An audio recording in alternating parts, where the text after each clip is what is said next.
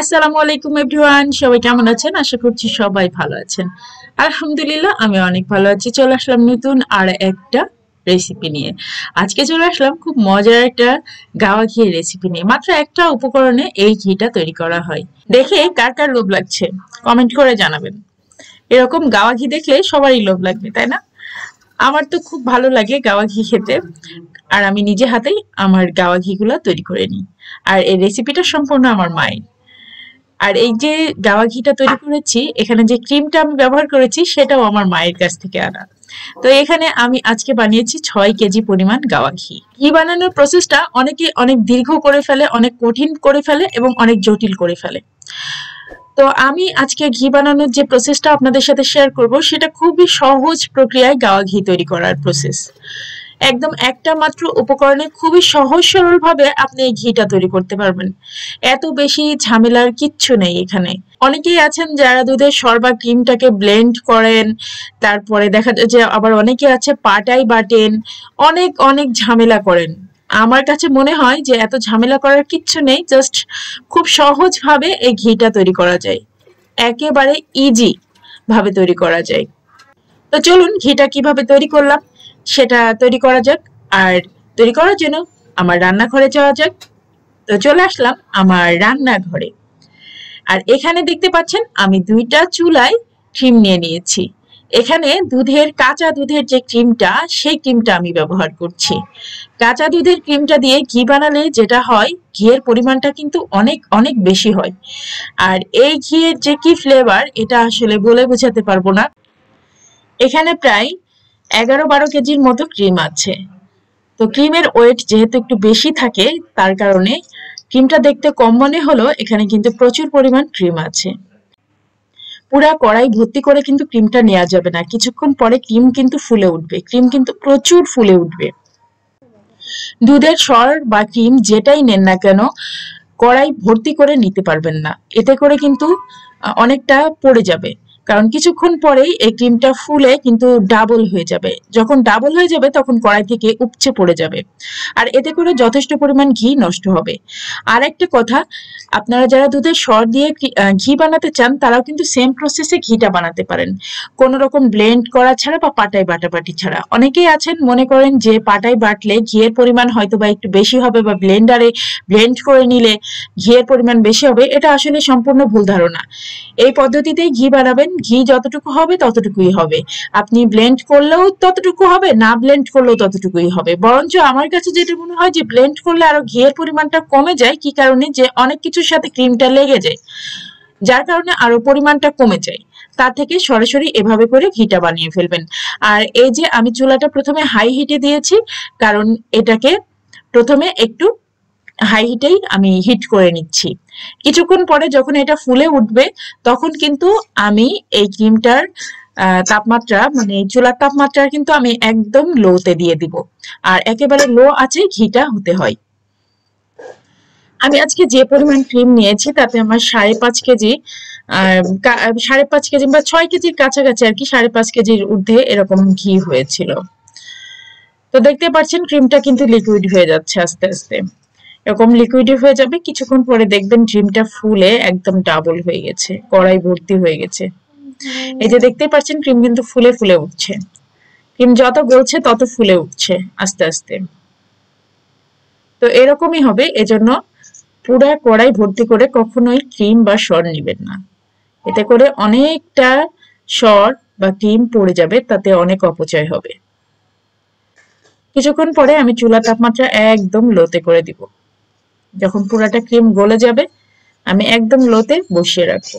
আর ঘি হতে কিন্তু যথেষ্ট টাইম লাগে, এমন না যে খুব ঝটপট ঘিটা তৈরি করে ফেলা যায়। আর চুলার তাপমাত্রা একটু পরে আমি একদম কমাই দিব। আর একটু পরে আমি আপনাদের দেখাবো।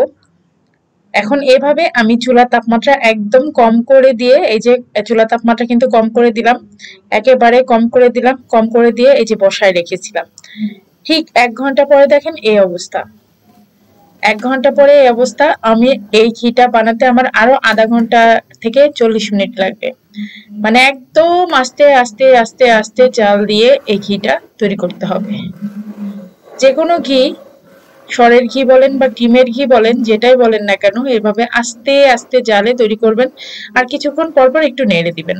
তেমন কোনো খাটনি নাই, এখানে যে দাঁড়ায় থাকতে হবে তাও কিন্তু না। জাস্ট আস্তে জালে এই চুলার উপরে বসায় রেখে আপনি অন্য কাজ করতে পারেন, কোনো সমস্যা নেই। কিছুক্ষণ পর পর এসে একটু জাস্ট নাড়া দিয়ে দিবেন। কিছুক্ষণ আগে দেখেছিলেন যে ক্রিমটা ফুলে উঠেছিল। ক্রিমটা ফুলে উঠলে কিন্তু ভয় পাবেন না, ভয় পাওয়ার কিছু নাই। চুলার তাপটা আসতে থাকলেই এটা আস্তে আস্তে কমে যাবে।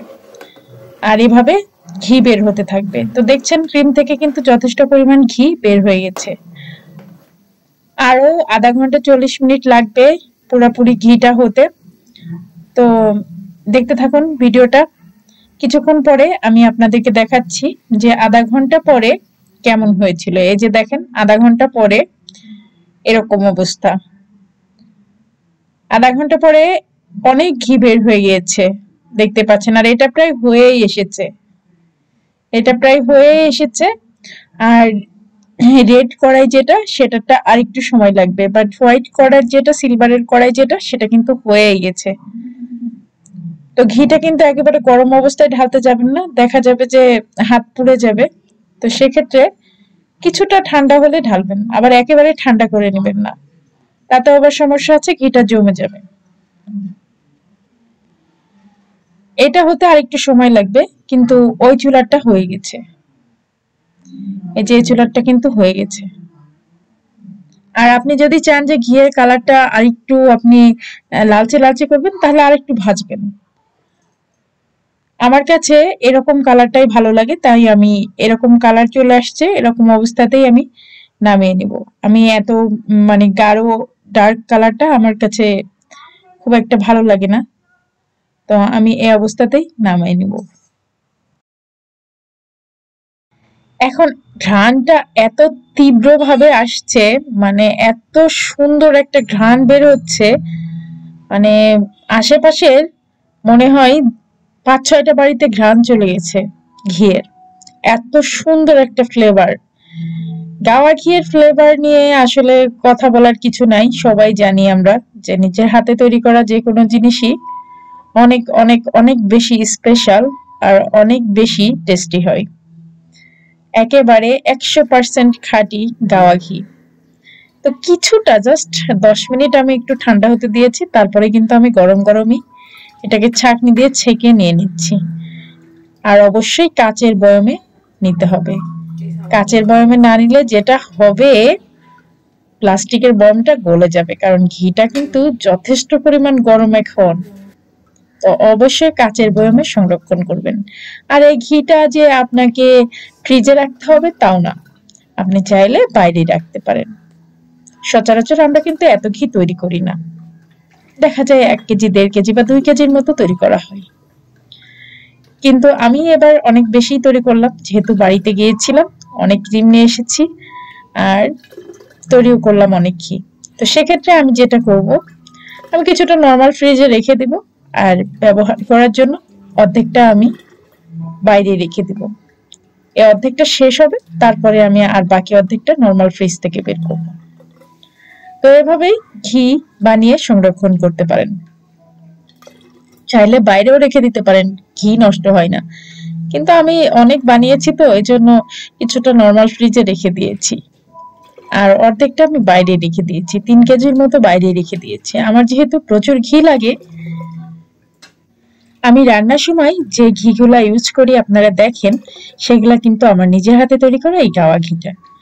রান্নার ম্যাক্সিমাম রান্নাই আমি এই ঘিটা ইউজ করি। আর আমার বাচ্চাদের খাবার, বিশেষ করে বেবি ফুডগুলো যখন আমি তৈরি করি, তখন কিন্তু আমি এই ঘিটাই ইউজ করি। বাচ্চাদের ম্যাক্সিমাম খাবারে আমি ঘি দেওয়ার চেষ্টা করি, কারণ ঘিটা ওদের জন্য খুবই দরকার, আর তাছাড়া আমাদের বড়দের জন্য খুবই দরকার। ঘি তৈরির রেসিপি এর আগেও আমি আপনাদের সাথে শেয়ার করেছি, আবারও শেয়ার করলাম। যেহেতু আমার এটা কুকিং চ্যানেল, রান্না বান্না নিয়েই, তো মাঝে মাঝে যেই 2-1টা রান্না ভিডিও করা হয়, সেগুলো আপনাদের সাথে শেয়ার করা হয়। তো ভিডিও ভালো লাগলে অবশ্যই like, share and subscribe my channel and follow my Facebook page Griho Sukhon.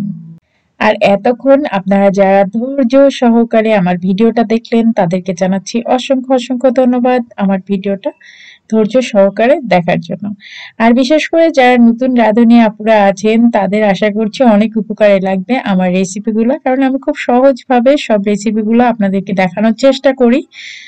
আর খুব সহজ ভাবে আমি সব রান্না বান্না করি, হাতের কাছে যে সব কিছু থাকে সেগুলো দিয়েই রান্না বান্না করি। তো ভিডিও ভালো লাগলে অবশ্যই আমার চ্যানেলটা সাবস্ক্রাইব করবেন আর বেল আইকনে একটা প্রেস করে দিবেন, এতে করে আমি যে কোনো ভিডিও দিলে তার নোটিফিকেশন আপনার কাছে পৌঁছে যাবে আর সহজে কিন্তু আপনি আমার নতুন ভিডিওটা দেখে নিতে পারবেন। আর এই যে অবস্থা দেখছেন ঘিটা জমে একদম দানা দানা হয়ে গিয়েছে, এটা হচ্ছে পরের দিন সকালবেলা। আগের দিন যে ঘিটা বানিয়েছে ওই সময় কিন্তু ঘিটা গরম ছিল, তাই লিকুইড ছিল। আর এখন দেখেন ঘিটা জমে একেবারে দানা দানা হয়ে গিয়েছে।